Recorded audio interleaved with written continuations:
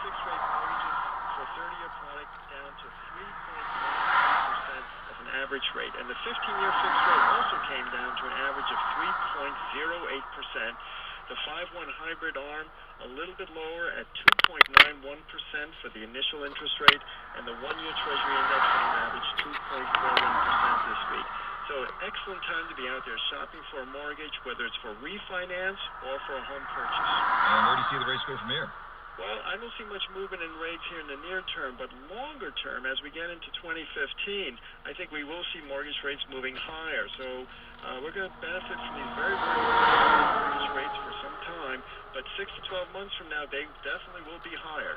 And based on some new readings we got this week from the Mortgage Bankers Association, looks like those low rates attracting a lot of people to refinance their mortgage again, but purchase applications actually slipped a little bit. Give us your view of what's happening. Well, part of the slippage in purchase money activity has to do with the fact that we're getting into the later part of October when usually sales volumes come down a bit.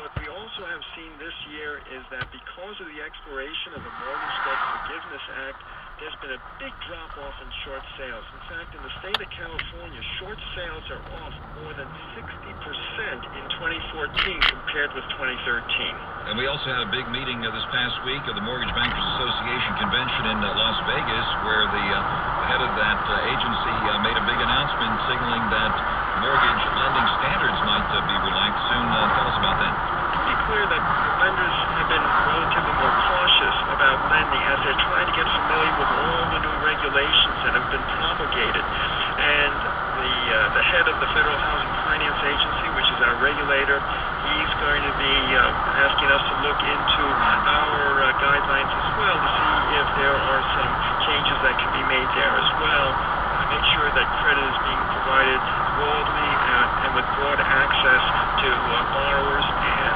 to communities nationwide. Among the movers and shakers you talk to in your industry, is it the belief then that there will be some loosening that would spur home buying activity? By all metrics of lending that we've seen over the last few years, it does seem that lending has been much tighter in terms of credit underwriting than had been true 15 or 20 years ago.